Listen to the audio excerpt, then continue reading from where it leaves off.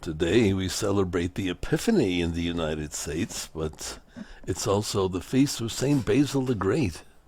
Basil was on his way to becoming a famous teacher when he decided to begin a religious life of gospel poverty.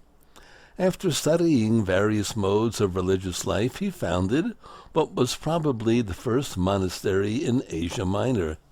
He is to monks of the East what St. Benedict is to the West, and Basil's principles influence Eastern monasticism even today. He was ordained a priest, assisted the Archbishop of Caesarea, now southeastern Turkey, and ultimately became Archbishop himself, in spite of opposition from some of the bishops under him, probably because they foresaw coming reforms. Arianism, one of the most damaging heresies in the history of the Church, which denied the divinity of Christ, was at its height.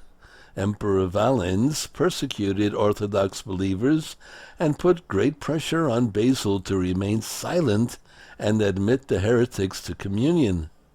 Basil remained firm, and Valens backed down, but trouble remained. When the great Saint Athanasius died, the mantle of defender of the faith against Arianism fell upon Basil.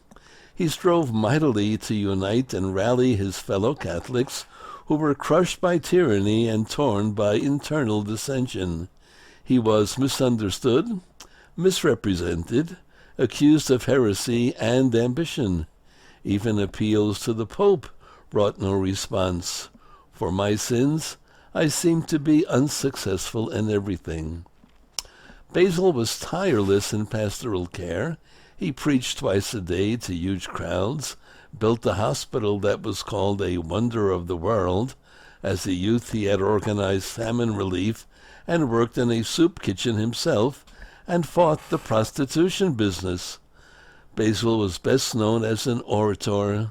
Though not recognized greatly in his lifetime, his writings rightly place him among the great teachers of the Church. 72 years after his death, the Council of Chalcedon described him as the Great Basil, minister of grace, who has expounded the truth to the whole earth. Saint Basil, the Great. You can be a saint too, even if you're not so great.